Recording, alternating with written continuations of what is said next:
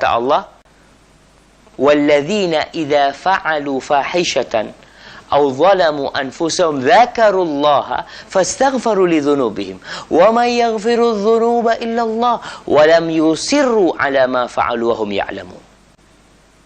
Kata Allah Subhanahu wa taala, tuh orang-orang penghuni surga kalau mereka terjebak dalam perbuatan dosa, dosa besar atau dosa kecil, maka mereka ingat sama Allah. Mereka ingat Allah, dosa yang kukerjakan ya Allah. Astaghfirullahaladzim. Mereka beristighfar. Dan mereka tidak melanjutkan tuh dosa. Dalam kondisi mereka sadar, mereka nggak melakukan itu. Beda sama orang yang berbuat dosa, kemudian dia tobat, lalu dia terjebak lagi, dia kembali lagi kepada Allah, insya Allah dia nggak celaka. Nah, ini di surat An-Nisa ayat 17 sama 18, Allah mengatakan, innamat taubatu 'ala Allah lilladzina ya'maluna su'a bijahalatin thumma yatubuna min qarib faulaika yatubullahu 'alaihim wa kana Allahu 'aliman hakima. Taubat itu atas Allah diperuntukkan untuk orang-orang yang melakukan dosa dalam kondisi bodoh, jahil. Jahil apa maksudnya? Jahil dengan azab yang akan dia dapatkan. Orang kalau tahu dia akan disiksa, dia berhenti berbuat dosa. Tapi ketika dia berbuat dosa, dia lupa tuh. Hilang tuh dari ingatan dia azab yang akan dia terima, dampak buruk dari dosa itu. Tsumma yatubuna min qarib. Ketika dia berbuat dosa, dia kan dalam kondisi nggak ada tuh kebesaran Allah dalam dirinya. Dia lupa dengan hal itu. Azab Allah dia lupa. Lalu Allah katakan tsumma yatubuna min qarib. Tapi orang ini ketika udah sadar, dia langsung tobat, kembali kepada Allah. Tidak menunda-nunda tobat. Nanti sampai parah. Seperti orang yang mau berhenti ngerokok. Kadang-kala dia udah tahu nih bahaya rokok. Dia udah tahu apa kata dokter. Dia udah tahu pengaruh di diri dia. Tapi tetap dia lakukan. Ntar aku mau tobat. Terus dia lanjutkan. Dia sampai parah. Ketika udah sakit parah, dia baru berhenti. Ketika itu dia akan menyesali. Maka yang disebutkan dalam ayat ini, tsumma yatubuna min qarib. Lalu mereka bertobat, kembali kepada Allah dalam jangka waktu yang dekat. Sebenarnya mengatakan min qarib, yang penting belum mati dia. Itu masih waktu yang dekat. Nah, tapi orang kalau berbuat dosa lalu dilanjutkan dengan dosa-dosa yang lainnya, biasanya susah mau tobat. Udah kebablasan. Bahkan kadangkala sebagian orang itu berbuat dosa tanpa ada nafsu dan syahwat. Kenapa? Karena udah jadi kebiasaan berbuat dosa. Nggak enak dia kalau nggak berbuat dosa. Padahal nafsu dia udah nggak ada. Na'udzubillah min dzalik. Makanya kan orang tua yang berzina, orang sepuh yang berzina, itu dilaknat dan tidak akan dilihat oleh Allah pada hari kiamat. Karena dorongan syahwat dia sebenarnya udah lemah. Tapi karena kebiasaan tuh berbuat dosa. Na'udzubillah min dzalik. Faulaika yatubullahu 'alaihim wa kana Allahu 'aliman hakim. Maka orang-orang yang kayak gitu, yang tobatnya itu cepat, enggak ditunda-tunda, niscaya Allah akan menerima tobatnya. Allah tuh maha tahu dan maha penuh dengan hikmah. Alhamdulillah. Yahdikumullah yuslih balakum. Afwan.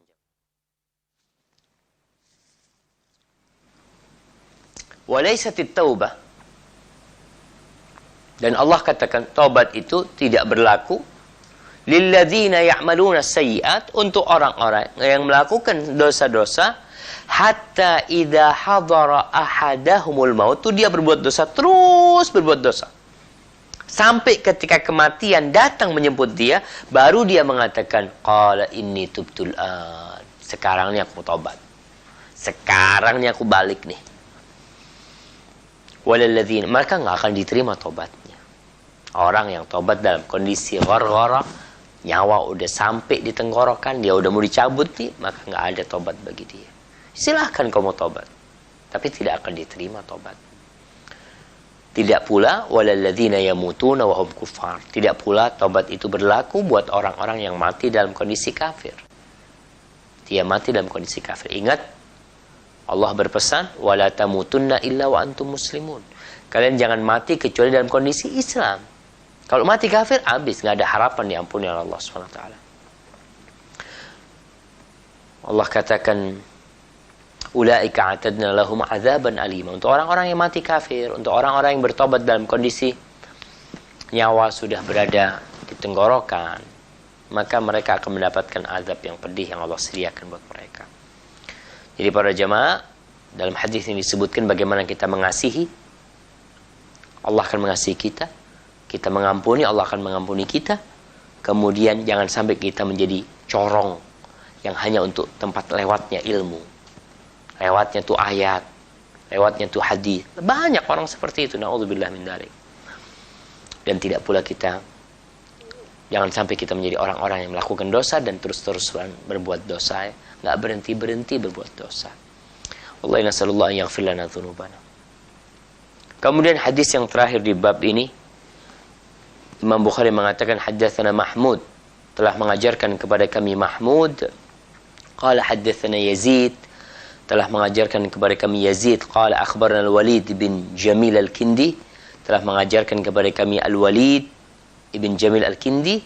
Anil Qasim bin Abdurrahman, an Abi Umamah, dari Qasim bin Abdurrahman, dari Abi Umamah, dia berkata, qala Rasulullah sallallahu alaihi wasallam, telah bersabda Rasulullah sallallahu alaihi wasallam, beliau mengatakan, man rahima walau dzabihatan rahimahullah yaumil qiyamah. Barang siapa yang mengasihi, walaupun yang dia kasih itu hewan yang hendak dia sembelih, sesembelihan. Orang berpikir, udahlah dia bakal mati. Kadang-kadang nggak dikasih makan, nggak dikasih minum, kadang-kadang diikat. Karena pikirnya dia, apa ada sesuatu yang lebih dahsyat daripada disembelihnya dia, sehingga dia tidak mengasihi itu sesembelihan.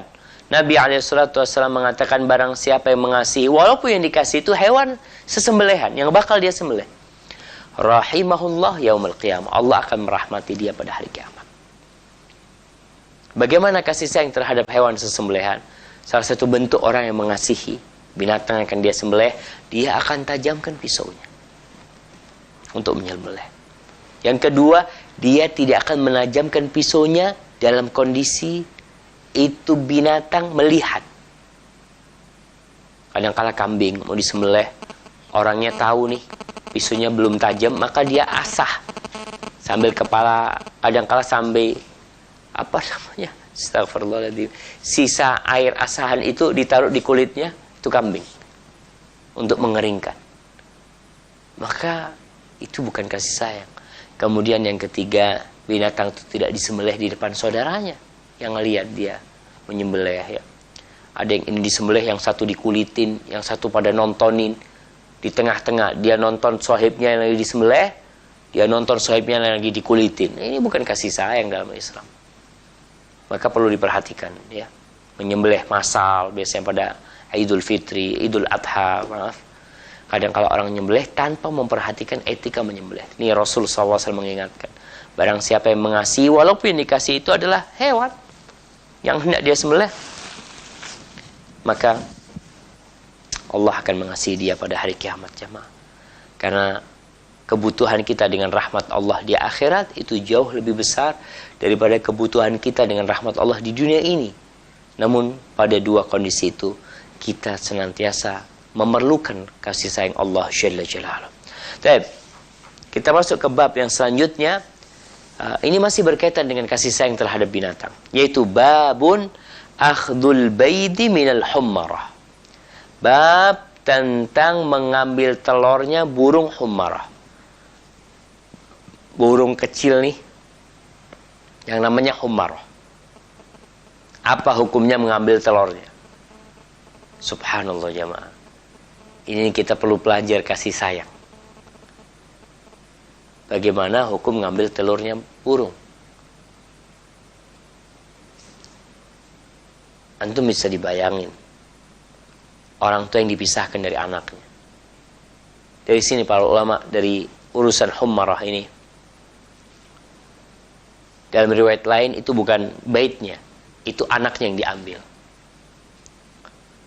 Para ulama menjelaskan, kalau memisahkan induk burung dari anaknya aja, itu nggak boleh, itu menyakitin ibunya. Bagaimana dengan memisahkan anak dari orang tuanya? Maka dalam Islam itu, hak anak, hak asuh anak, ketika dia masih kecil, itu ada di ibunya. Nggak bisa dipungkiri, kasih sayang ibu itu melebihi kasih sayang seorang ayah. Makanya haknya ibu itu 3 kali di atas haknya bapak. Karena itu kasih sayang yang tidak dimiliki oleh bapak. Dalam bab ini Imam Bukhari menyebutkan sebuah hadis. Qala haddatsana Talaq bin Ghannam.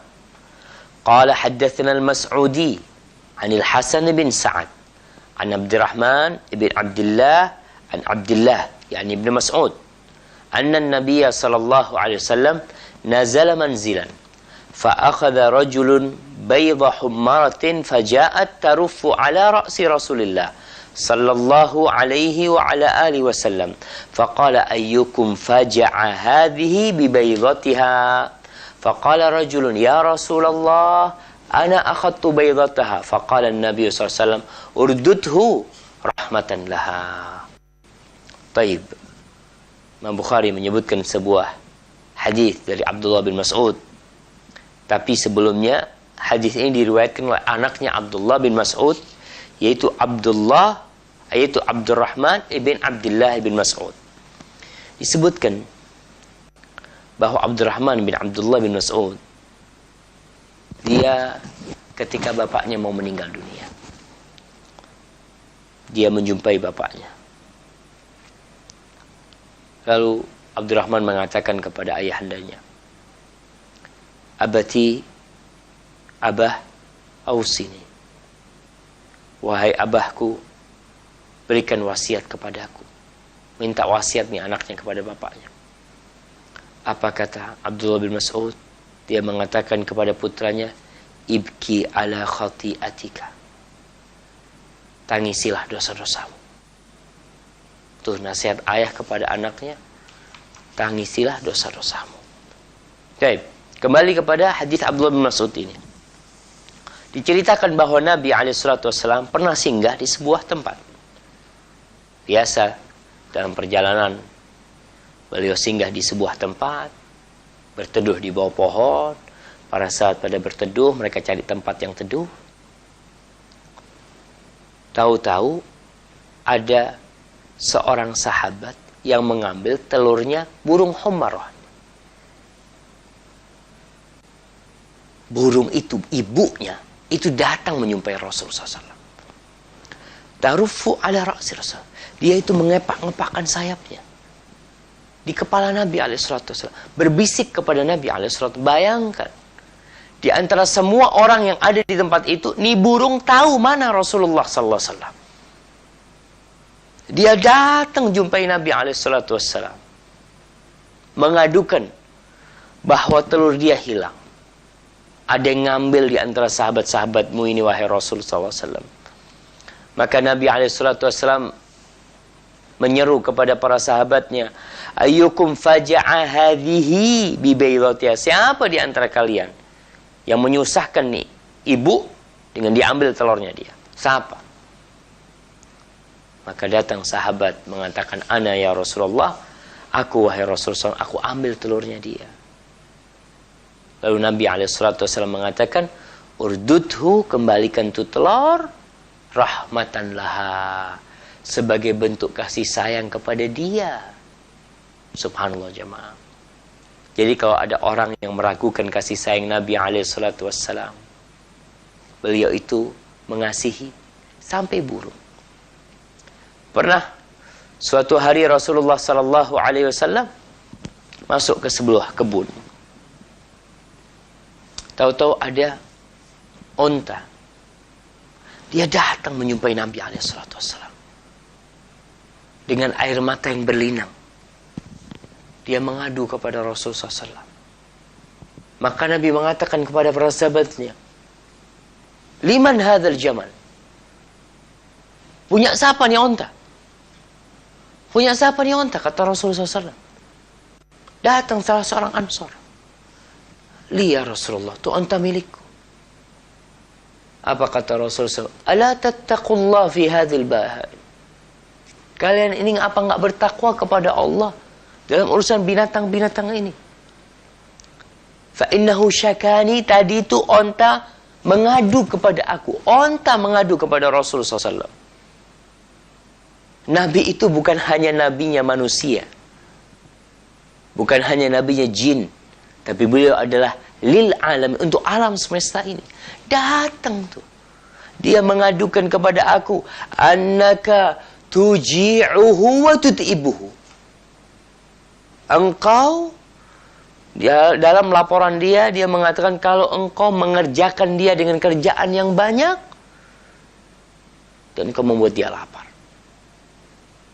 Dikasih makanan sedikit, kasih kerjaan yang banyak. Masya Allah jemaah. Kita jangan bicara tentang UMR. Apa tuh UMR? Upah minimum rakyat. Mungkin Allah alam, anda nggak tahu. Orang banyak yang mengadu, nih gajinya nggak cukup nih, kerjaannya banyak, gajinya sedikit. Sallallahu Alaihi Wasallam tidak berbicara tentang UMR manusia, beliau berbicara tentang hak dia dengan kerjaan yang keras, kau kasih makan yang cukup dia seharusnya. Nabi mengatakan kepada sahabat ini, dia tuh binatang laporan sama aku, kalau engkau tidak memberikan makan yang cukup sama dia, tapi engkau mempekerjakan dia dengan kerjaan yang berat, yang tidak sesuai dengan kondisi dia. Hak binatang. Tolong nih, sampaikan kepada orang-orang yang tidak kenal Islam bahwa Nabi kita alaihissalatu wassalam rahmatan lil alamin. Burung pun datang mengadukan tentang telurnya yang diambil. Unta pun datang menghadap Nabi alaihissalatu wassalam, meneteskan air mata, mengatakan, nih aku punya majikan tidak perhatian sama aku. Ma'asyiral ikhwah rahimakumullah. Apa kemudian kita takut untuk menjadi Islam yang benar? Nih umat Islam nih, apapun posisimu, dari mulai presiden, wakil presiden, menteri, gubernur, bupati, camat, lurah, RW, RT, tuh mereka kalau menjalankan Islam dengan benar nih, mereka ikutin Islamnya Rasul SAW, insya Allah semut pun akan mendoakan mereka. Semut pun akan mendoakan mereka. Semut dan ikan-ikan akan berdoa untuk orang yang mengajarkan kebaikan. Sebagian orang berpikir, kalau aku nih belajar Islam dengan benar, aku jadi radikal. Nggak benar. Yang jadi radikal itu yang belajar separuh-separuh. Dia mempelajari bagian yang keras, melupakan bagian yang lemah lembut. Padahal yang lemah lembut yang utama. Allah mengatakan kepada Rasul sallallahu alaihi wasallam, "Fabima rahmatin minallahi linta lahum. Walau kunta faddan ghalidhal qalbi lan faddu min hawlik." Maka atas dasar rahmat Allah kepadamu, engkau bisa berlemah lembut dengan umat. Nabi itu bisa berlemah lembut karena rahmat Allah. Andai kata kau kasar, keras hati, niscaya orang-orang akan bercerai-berai. Dan antum lihat, umat manusia itu bukan hanya umat manusia, binatang pun datang mendekat kepada Nabi alaihissalatu wassalam. Maka para jemaah, saatnya apa? Saatnya kita belajar Islam dan tidak menjadi corong.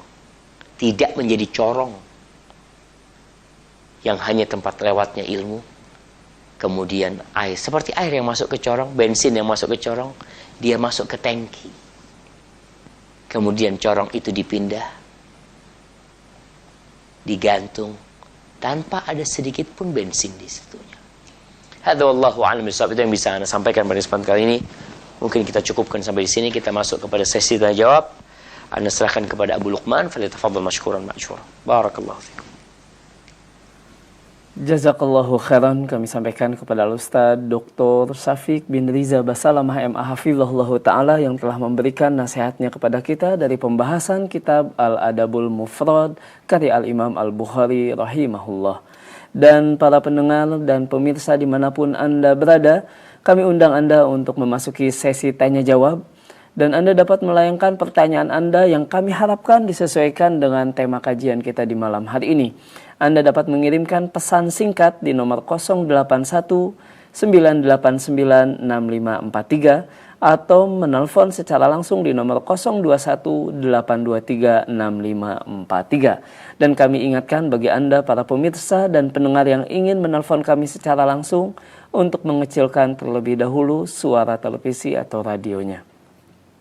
Baik, kita akan angkat pertanyaan pertama Ustadz dari seorang bapak di Pacitan dan juga dari pendengar Radio Roja yang lainnya. Ustadz, saya pernah mengurung tikus sampai mati. Apakah ancaman masuk neraka seperti mengurung kucing sampai mati? Karena Ustadz, menurut penanya yang lain, ketika menangkap tikus, entah melalui lem atau kandangnya, tidak tega untuk memenggal kepalanya. Mohon penjelasannya Ustadz.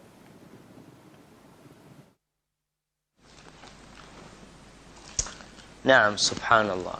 Ya, berkaitan dengan tikus ini.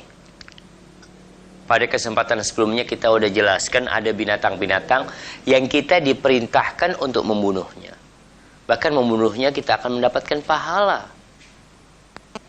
Bagaimana cara membunuhnya? Ini yang dibicarakan. Tadi sudah kita sampaikan bahwa Nabi SAW mengatakan innallaha katabal ihsan ala kulli syai'.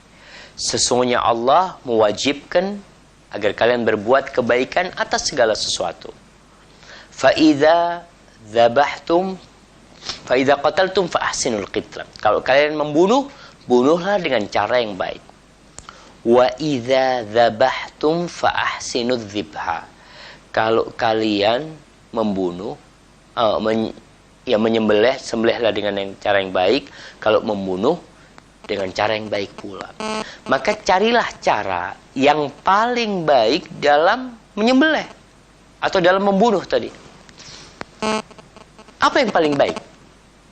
Kalau memang dibiarkan itu cara yang baik, maka nggak masalah.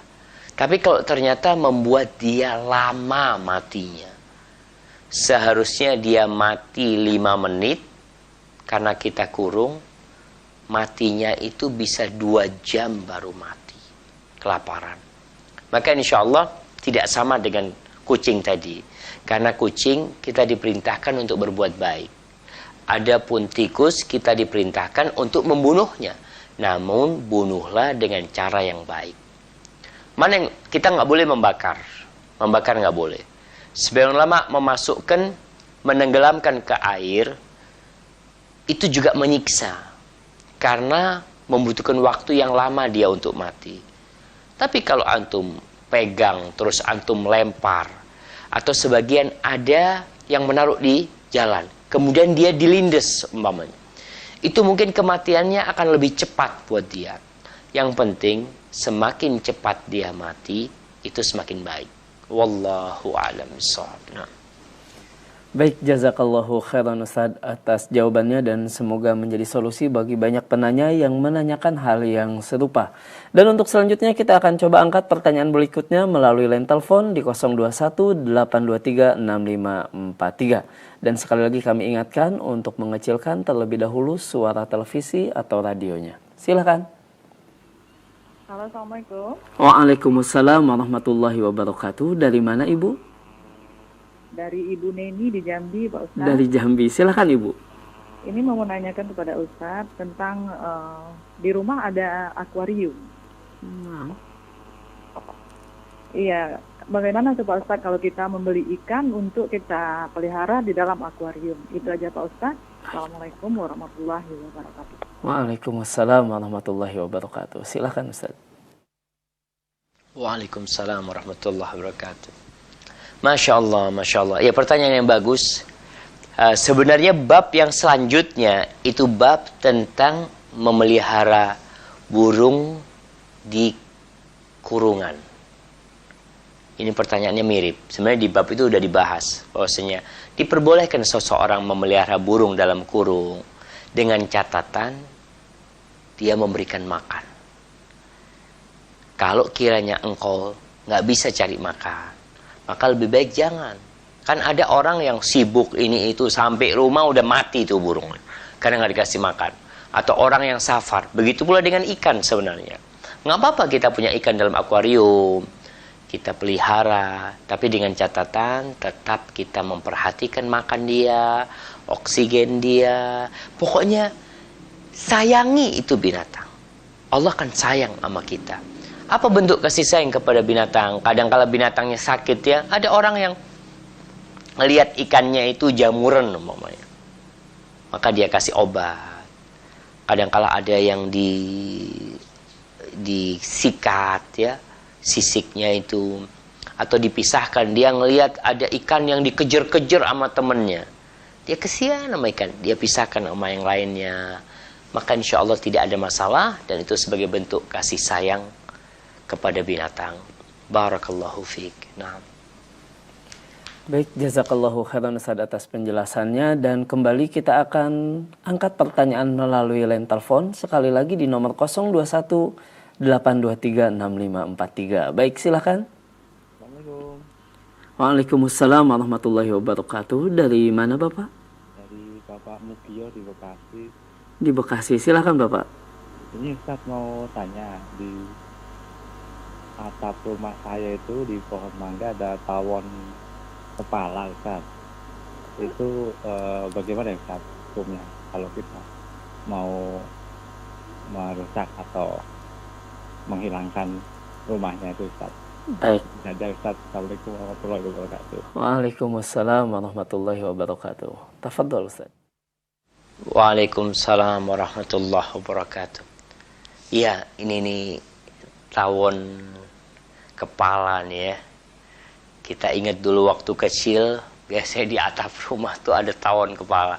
Dan ana merasakan tangan ana dulu pernah disengat, Masya Allah.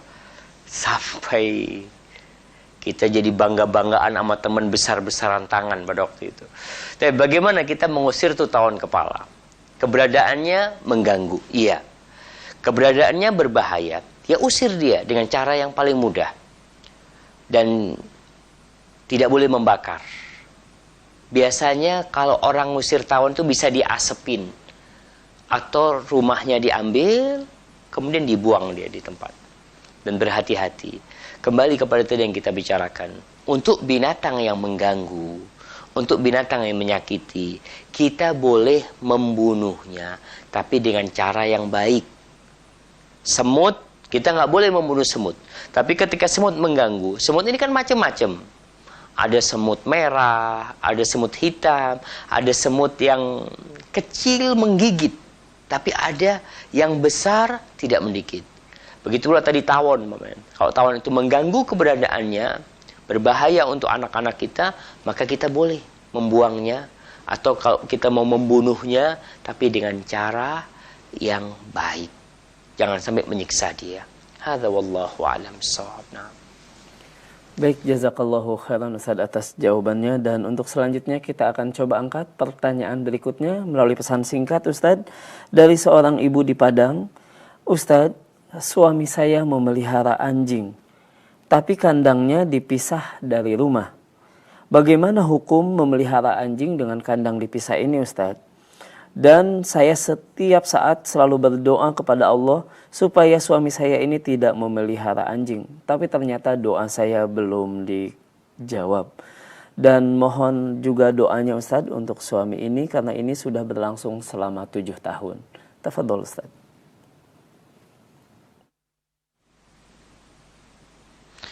Barakallahu fikum ya. Berkaitan dengan memelihara anjing. Sebenarnya di dalam Islam, memelihara anjing itu tidak boleh.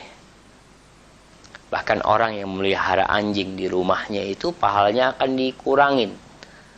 Tiap hari 1 qirat. Kecuali beberapa jenis anjing yang diperbolehkan dipelihara.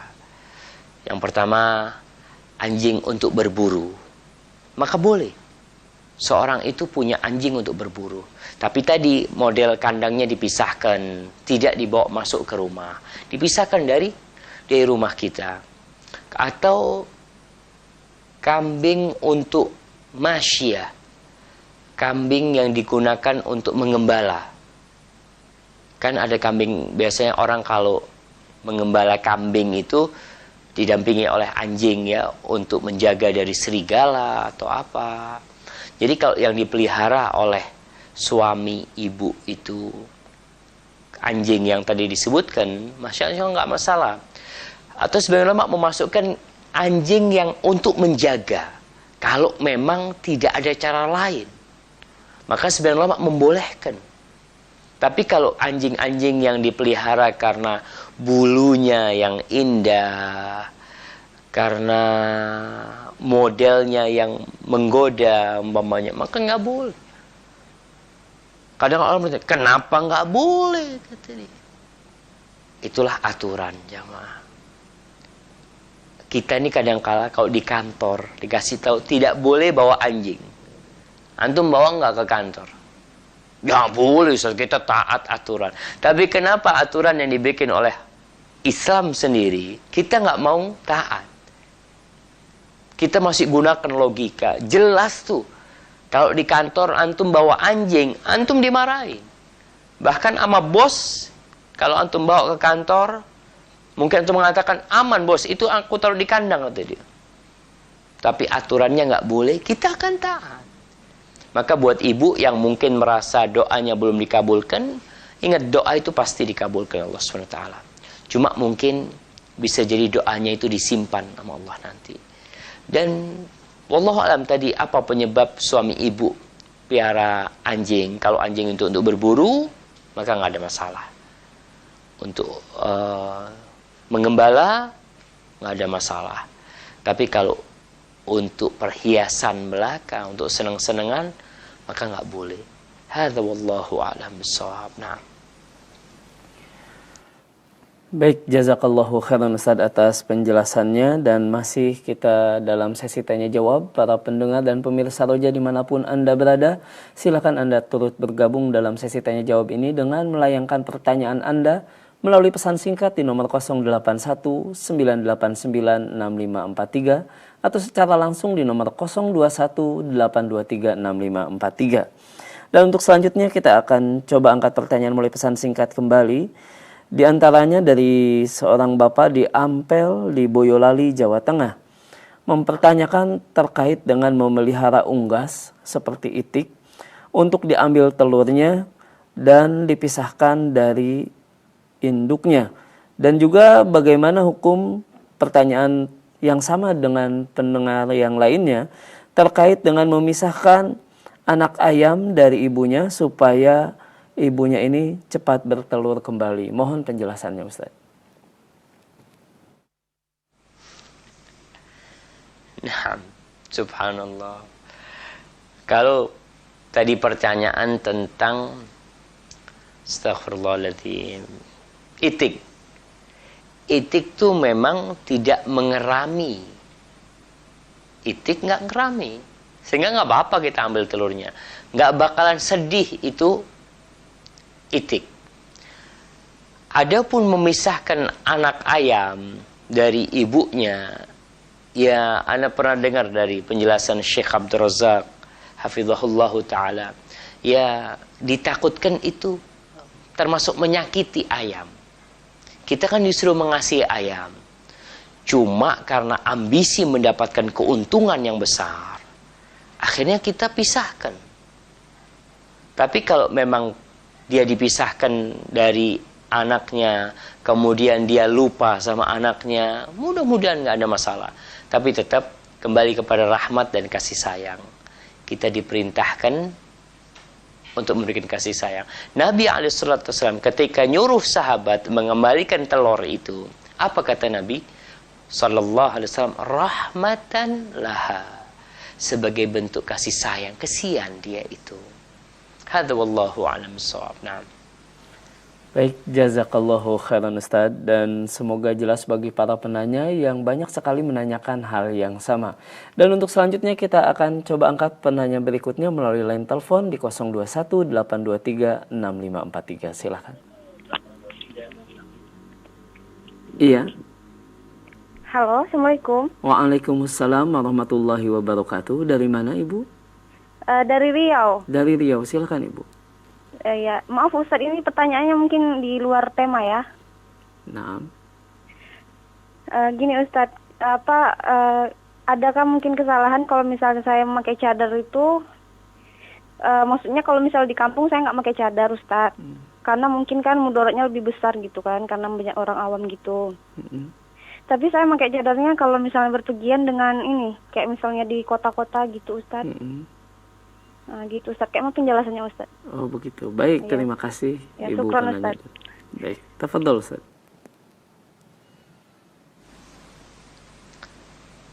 Iya, barakallahu fiik. Iya, pertanyaan yang menarik ya. Kadang-kala orang bertanya, apa itu tidak termasuk sifat munafik? Dia pakai, dia lepas. Dia pakai ketika dia jalan ke kota, ketika di kampungnya dia tidak pakai. Kembali kepada hukum cadar itu sendiri. Menurut pendapat yang rajih di antara pendapat ulama, cadar itu sesuatu yang sangat indah. Suatu kemuliaan bila dilakukan oleh wanita, walaupun tidak sampai ke tingkat wajib. Ini menurut sebagian ulama. Maka kalau ukhti berpendapat seperti itu, nggak ada masalah. Anti pakai kapan nanti suka, anti lepas kapan nanti suka.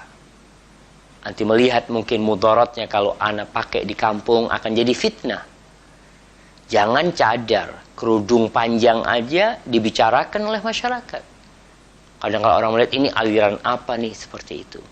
Tapi insya Allah lama-kelamaan setelah masyarakat faham, anti akan bisa pakai cadar di kampung sendiri. Tapi kalau sekarang anti mau pakai cadar ketika keluar ya, ketika orang-orang tidak kenal, tapi kalau di kampung takut jadi masalah, maka insya Allah itu tidak apa-apa. Semoga Allah memberikan keistiqomahan kepada anti dan keluarga. Barakallahu fiik. Nah. Baik, jazakallahu khairan Ustaz atas penjelasannya. Dan untuk berikutnya kembali kita angkat pertanyaan melalui pesan singkat dari hamba Allah di Al-Irsyad Bondowoso. Ingin bertanya Ustaz terkait dengan jual beli kucing. Apakah diperbolehkan atau tidak? Dan bagaimanakah pertanyaan selanjutnya dari penanya yang lain ketika kita ingin memindahkan kucing yang mengganggu di rumah kita dengan misalnya buang air besarnya sembarangan, kita buang ke tempat yang jauh. Apakah ini termasuk tidak rahmat kepada binatang? Mohon penjelasannya Ustaz.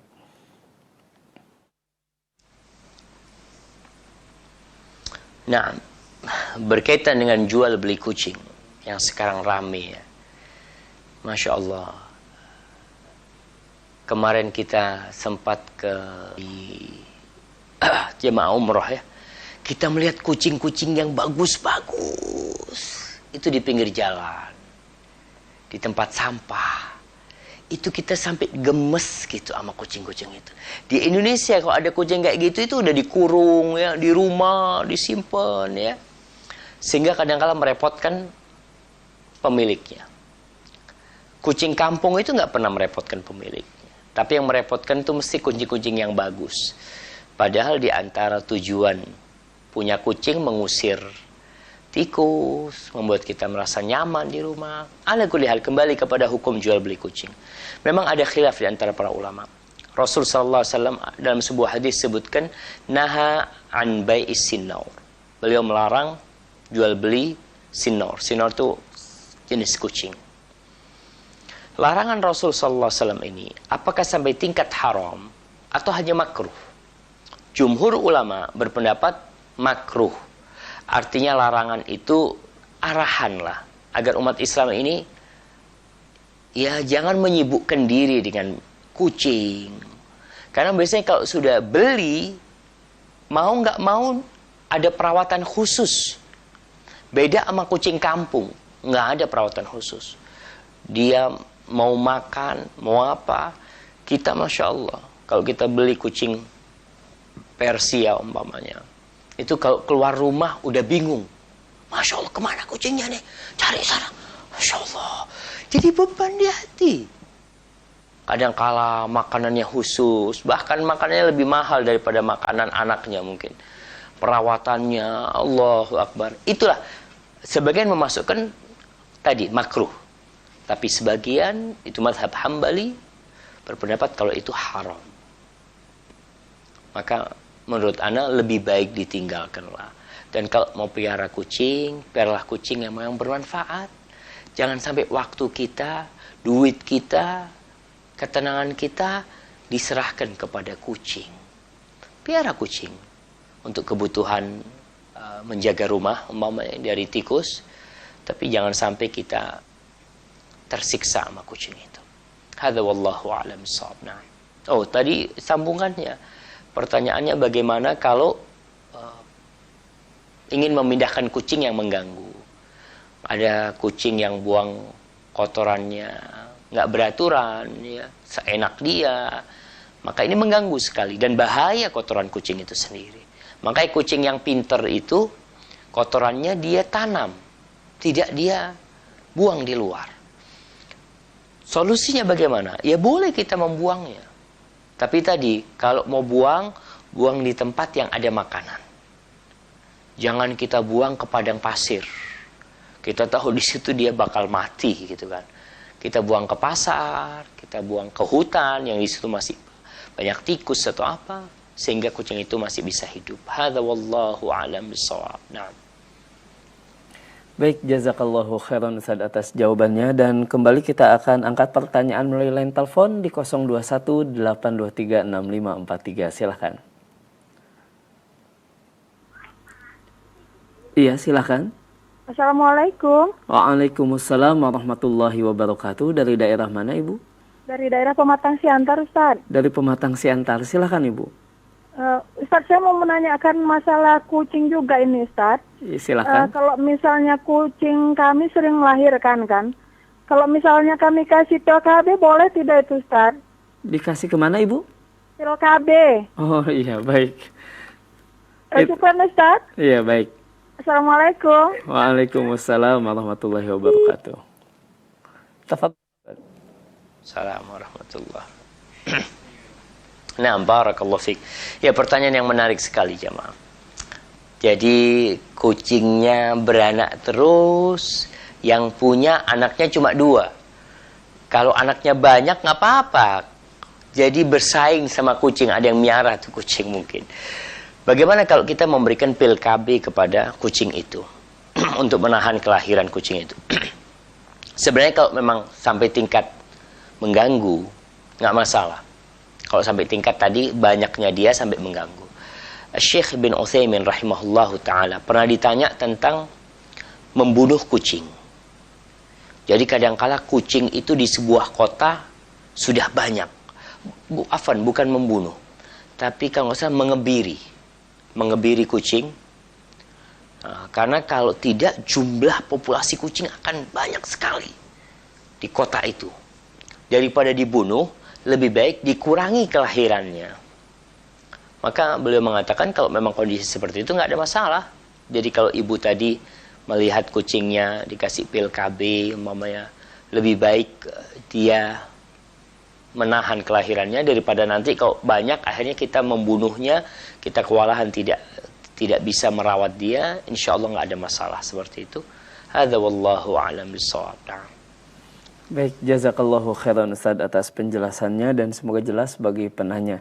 Untuk selanjutnya Ustaz, telah masuk kembali banyak pertanyaan oleh pesan singkat, yang salah satunya saya bacakan berikut ini, tidak menyebutkan dari daerah mana, namun ia ingin bertanya terkait dengan apabila kita secara tidak sengaja menabrak kucing, Ustaz.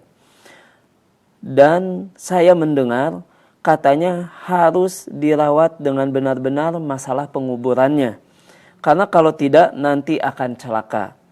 Benarkah Ustaz pandangan ini menurut Islam? Karena saya pernah mengalaminya. Saya menabrak kucing, lalu kemudian minggu berikutnya saya kecelakaan. Mohon penjelasannya Ustaz. Allahu Akbar, Allahu Akbar. Nah, ya berkaitan dengan menabrak kucing. Sebenarnya bukan menabrak kucing aja. Saya masih ingat di kampung juga kita dikasih tahu kalau nabrak kucing tolong dikubur. Kalau enggak kau nanti celaka. keyakinan itu, wallahu alam dari mana munculnya. Akan tetapi, orang kalau menabrak kucing, dia harus tanggung jawab. Karena kucing itu akan menjadi bangkai yang bau ketika dibiarkan di pinggir jalan. Apalagi di tempat yang sering datang hujan. Kalau di Arab, kelebihannya di Arab itu kering. Sehingga bangkai itu tidak mengeluarkan aroma. Tapi kalau di kampung, subhanallah, itu orang yang lewat akan melaknat mungkin. Kita tahu bahwa Rasul SAW mengatakan ittaqul la'anain. Kalian jauhi, hindarilah yang menyebabkan dua hal yang menyebabkan dilaknat. Apa? Orang yang buang kotoran di jalannya orang, dan orang yang membuang kotoran di bawah pohon tempat orang berteduh. Dia akan melaknat, siapa ini yang berbuat ini? Terus dia akan mendoakan keburukan. Jadi kalau tadi mungkin yang bertanya sampai terjadi kecelakaan gara-gara nabrak kucing, wallahu alam bisa jadi karena doa orang-orang yang merasa terganggu dengan bangkai kucing yang kita tidak menguburnya. Karena itu jelas mengganggu orang lain. Sedangkan dalam Islam kita nggak boleh mengganggu orang lain. Maka kalau keyakinan bisa celaka karena nabrak kucing, mungkin bukan karena nabrak kucingnya, tapi karena membiarkan bangkai kucing itu mengganggu orang-orang yang lewat, yang berada di jalan itu, sehingga dia menjadi didoakan oleh orang-orang yang lewat dengan doa yang tidak baik. Hadza wallahu a'lam bissawab. Begitu pula sebenarnya dengan binatang yang lain yang memang aromanya bisa mengganggu.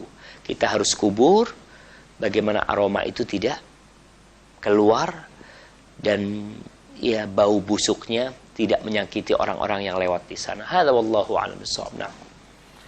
Baik, jazakallahu khairan Ustaz atas penjelasannya, dan untuk selanjutnya kita akan coba angkat kembali pertanyaan melalui line telepon di 021 823 6543. Silakan. Iya. Silakan. Tampaknya ada sedikit gangguan, kami mohon maaf bagi Anda penanya yang telah masuk. Kami harap silahkan untuk diulangi kembali memutar nomor 021-823-6543. Kami persilahkan. Halo, Assalamualaikum. Waalaikumsalam warahmatullahi wabarakatuh. Silahkan Pak, dari mana? Ya, begini Pak Ustadz. Iya, silahkan. Ini Riko dari Rokan Hulu. Oh, dari Rokan Hulu, silahkan Pak. Ingin bertanya, macam mana caranya amalan sedang sholat itu nggak ingat masalah dunia? Naam. Oh ya, itu aja Pak Ustadz. Assalamualaikum. Baik. Waalaikumsalam warahmatullahi wabarakatuh. Walaupun tidak sesuai tema, tafadhol Ustaz.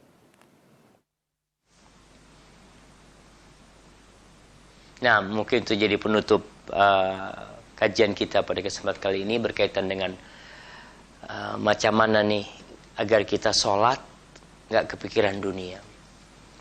Jadi memang sholat adalah ibadah yang membutuhkan kekhusyuan. Orang yang khusyuk dalam sholat adalah orang-orang yang sukses di dunia dan di akhirat. Tatkala dia hidup di dunia, Allah memberikan ketentraman. Allah menolong dia. Ketika di akhirat, dia akan mendapatkan pahala yang sempurna untuk ibadah sholatnya. Bagaimana caranya supaya kita dapat nih kekhusyuan itu sendiri, nggak memikirkan dunia. Memang ini sesuatu yang membutuhkan perjuangan. Di antara wasiat-wasiat para ulama agar kita, atau kiat-kiat yang disampaikan para ulama, yang pertama berusaha untuk menghadirkan kebesaran Allah mulai sejak kita menjawab azan. Dengar azan, Allahu Akbar, Allahu Akbar. Nih, mulai nih. Hati kita mulai dikaitkan dengan panggilan itu. Panggilan hayya 'alas shalah, kita katakan la haula wala quwata illa billah. Kemudian sampai selesai. Lalu ketika kita ambil udhu mulai itu, kita ingat bahwasanya kita pada hakikatnya sedang mencuci dosa-dosa yang kita lakukan. Karena orang yang membasuh wajahnya akan keluar dosa-dosa yang pernah dilakukan oleh matanya dengan tetesan air yang terakhir. Begitu pula tatkala membasuh tangannya, mencuci kakinya, seperti itu. Maka mulai dihadirkan. Kemudian usahakan tidak memikirkan macam-macam dalam sholat. Seperti orang yang lapar, maka dia akan kepikiran makanan. Orang yang punya urusan, maka berusaha kalau memang bisa tinggalin. Allah yang bisa menyelesaikan urusan itu. Sehingga tidak ada beban ketika dia masuk sholat. Kemudian tatkala dia berdiri, dia bayangkan kebesaran Allah Subhanahu wa taala tatkala dia mengatakan Allahu Akbar. Kemudian tatkala dia membaca, berusaha untuk mengartikan. Artinya dia tahu ama artinya. Iyyaka na'budu wa iyyaka nasta'in. Ihdinas siratal mustaqim. Kalau dalam kondisi sholat itu datang tuh godaan-godaan yang membuat dia pecah konsentrasi dan kekhusyuannya, maka dia baca a'udzubillahi minasyaitonir rajim dan dia meludah ke arah kirinya. Kemudian dia lanjutkan sholatnya. Kemudian bacaan-bacaan sholat itu berusaha untuk bervariasi. Ketika sholat jangan cuma baca qul huwallahu ahad aja. Sehingga bacaan itu menjadi rutinitas yang kita nggak ingat pun lewat tuh di lidah kita. Bacaan ruku pun, sujud pun, ada variasi yang diberikan oleh Rasul SAW dalam bacaan itu. Baca subhana rabbiyal a'la ketika sujud. Terus baca sajada wajhiya lilladzi khalaqahu. Baca-bacaan diajarkan oleh Rasul SAW. Kemudian doa. Ketika sujud kita diperintahkan untuk berdoa. Orang kalau mau minta ketika sujud, mau tidak mau dia harus khusyuk. Dia harus hadirkan apa yang hendak dia minta. Mudah-mudahan itu bisa membantu kita semua untuk lebih khusyuk dalam beribadah. Sebagaimana tadi Anda sampaikan mungkin jadi penutup acara kita pada kesempatan kali ini. Usahakanlah jangan sampai kita menjadi aqma'ul qaul, menjadi corong-corong yang mendengarkan ilmu tapi hanya lewat, tidak menempel di hati dan tidak diamalkan dalam kehidupan ini. Sampai berjumpa kembali, semoga senantiasa dalam lindungan ilahi. Wassalamualaikum warahmatullahi wabarakatuh.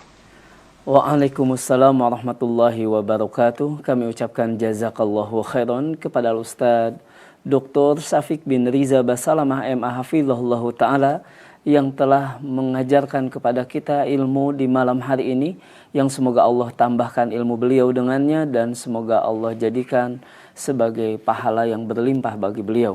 Dan kami juga ucapkan jazakumullahu khairan bagi Anda para penanya dan pemirsa Roja dimanapun Anda berada, baik Anda yang telah kami angkat pertanyaan Anda di malam hari ini maupun bagi Anda yang banyak sekali belum kita angkat pertanyaan di malam hari ini dari berbagai daerah di Indonesia, dari Jawa Timur, dari Bapak Moksen di Papua, kemudian penanya di Aceh, sampai juga pendengar kita di luar negeri, di antaranya pendengar kita dari Taiwan yang telah mengirimkan pertanyaannya melalui pesan singkat yang kami mohon maaf karena keterbatasan waktu ini tidak bisa kita bahas di malam hari ini. Insya Allah Anda dapat menyimak kembali kajian dalam pembahasan Al-Adabul Mufrad bersama Ustadz Dr. Syafiq bin Riza Basalamah MA Hafizahullah Ta'ala ini insya Allah di setiap pekan, di setiap hari Senin pukul 8 malam sampai dengan selesai. Mohon maaf atas segala kekurangan. Semoga Allah mempertemukan kita kembali di kajian-kajian mendatang. Wassalamualaikum warahmatullahi wabarakatuh.